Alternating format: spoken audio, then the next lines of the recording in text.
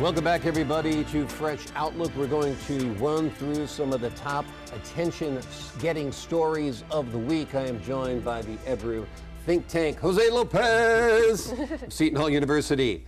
Jeanette Hoffman, Republican strategist, plotting to take over the world. And as well as Barna Donovan, who is here to stop her. He is a college professor as well. Jeanette, I'm going to talk to you first about Rob McDonald. Yep. He's a big fat liar, right? Well, tell us what he did and why he's a liar. So what he did was he was speaking to, I think, a homeless vet in LA, and he was saying, you know, what branch of the armed services were you in?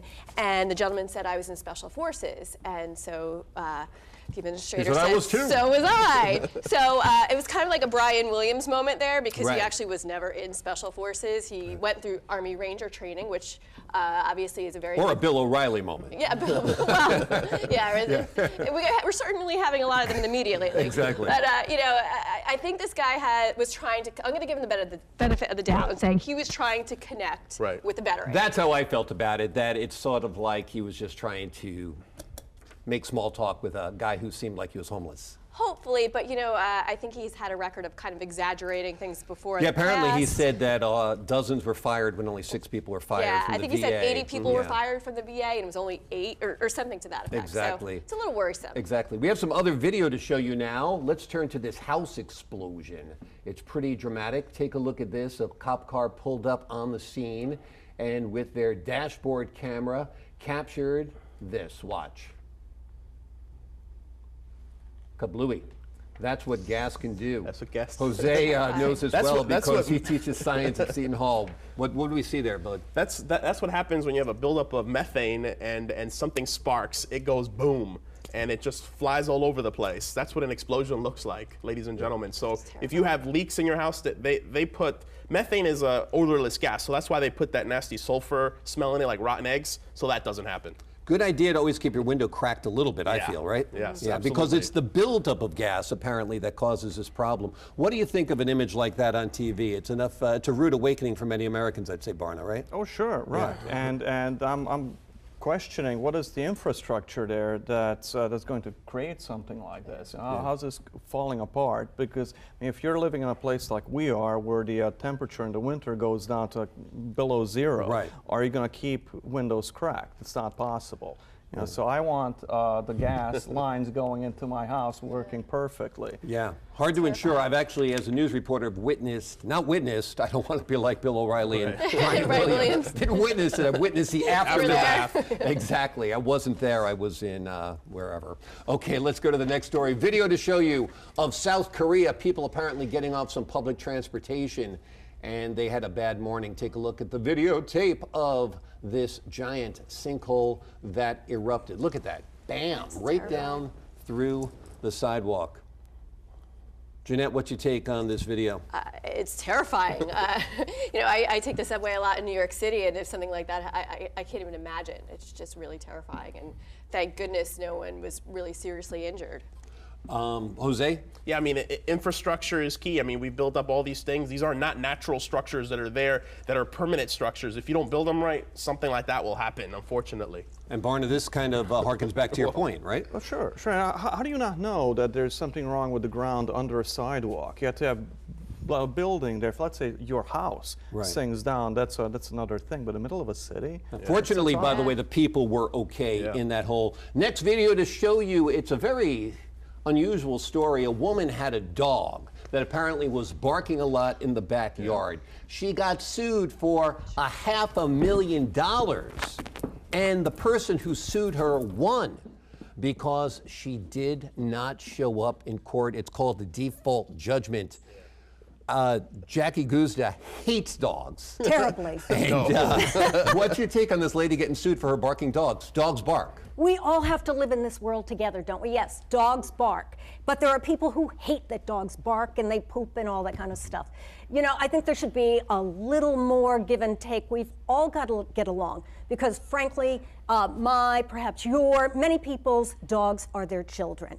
And there's great love and joy in that. So let's look at the positive about things, shall we? Not just the bad. But I mean, talk about a frivolous lawsuit. I mean, the neighbor was claiming that the dog was barking at 129 decibels. That's like a chainsaw cutting down trees, like jackhammers. I mean, no way, no dog can physically bark that loud. Impossible. Well, you know, I've got to defend that because in my neighborhood, there are 2 dogs that just howl all day long and it tears your heart apart, you know? So I think that what we have to do here is just really be better neighbors. Yeah, right. That's what I want to ask. How did this ever get to $500,000 lawsuit? I mean, can't sensible people... She didn't show up. She didn't show up to court. Unfortunately, I know too much about the legal out. system, but it works like this. I sue Jackie because her dog is barking. She doesn't show up when she's supposed to go to court after she's been properly served. I win automatically. After that, you have to get a motion to vacate the default judgment. Good luck getting that. It's tough to get, and you only have 30 days to get that motion filed and approved. Did you go to law school? Yeah, you would think, right? Yeah. Things my divorce has taught me.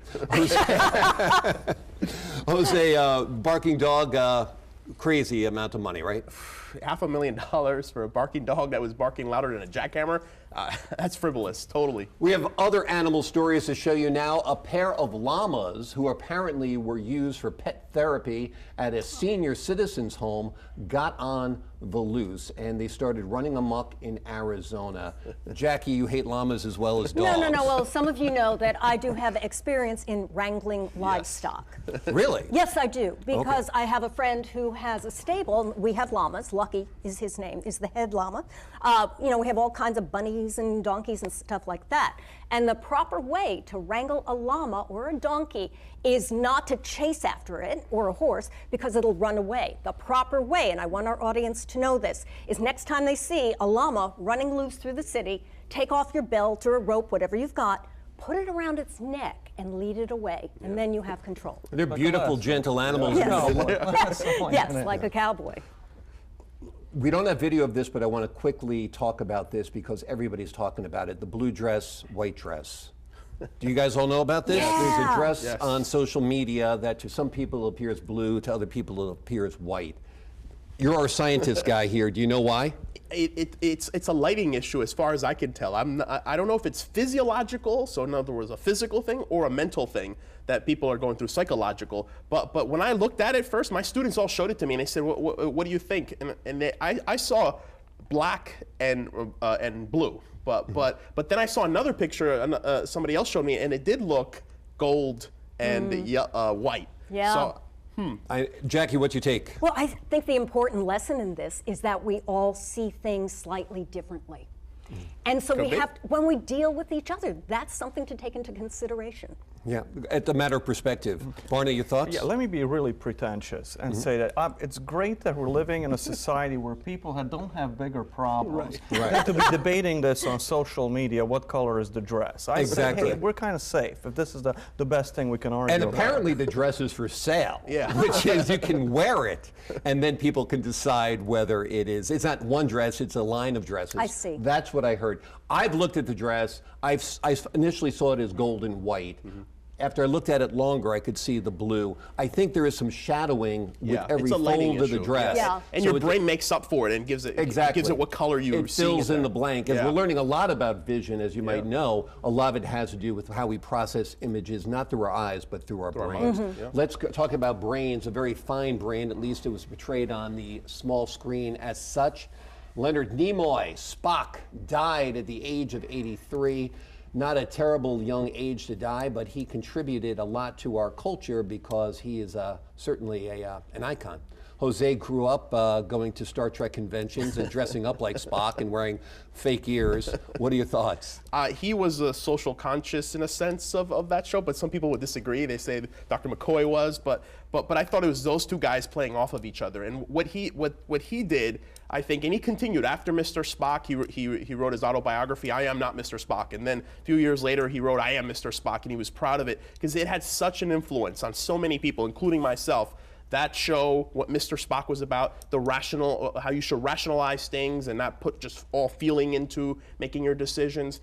And he was a great example of an actor with a social conscience, a human being with a social conscience, a national treasure, in my opinion. Here's my opinion. Spock and Kirk made one person. half emotion, half reason. And Bones, and Dr. McCoy. He was the feeler, and then you had the other angel on the other side, right. and Captain Kirk was go forward, but he had to listen to his 2 advisors. Exactly, because pure reason isn't good, because there is a human element of it, and pure emotion isn't good, because there has to be a rational moment of it. What are your thoughts on Star Trek? Isn't this wonderful what we're talking about now? We're talking about philosophy, and what's important. Is it reason? Is it feeling? What is it? And all of this was brought to us by a situation drama. Right. Yeah. That became it became the fabric. It's Americana. Exactly. But that's why it's lasting and has endured like the Twilight Zone, because it was intelligently written and it was thought-provoking. And isn't that wonderful what entertainment can do? Exactly. Yeah. Exactly. Barney, your thoughts on Spock? Oh, sure, absolutely. And it's coming out of a low-budget TV series from the 60s. And this makes me happy when you see something like this, that if you go and appeal to people's intelligence and you give them a thoughtful TV show or series of movies that will take on important issues in the world, like Star Trek, and especially saying things like, we are a perfectible race, that we can, if we get our act together, we can make the world a better place ourselves. You know, not like superhero movies that say that we need magical outside saviors, you know, to come in and save us. But we can do it for ourselves by being rational and logical, like Mr. Spock. And like you guys said, that you had Kirk being in the middle and passion on one side with McCoy, Spock on the other side with reason. But reason ultimately won in this show, and I think we need something like this more than ever today. It'd be nice if we had phasers. That instead of killing people, we could just stun them. The cops could see, you know, a bad guy and say, set your phaser to stun. We do have a lot of that stuff going around. So. Exactly, but we have more lethal forms. I mean, we have such primitive forms of bringing people down in an altercation. Some of the things that we've learned through science fiction is that there might be a better way, right? Jackie? Well, see what we're talking about now. If we were talking about Ferguson, you know, perhaps we'd be saying, oh my God, why did they have to shoot and all that? But there are in-betweens.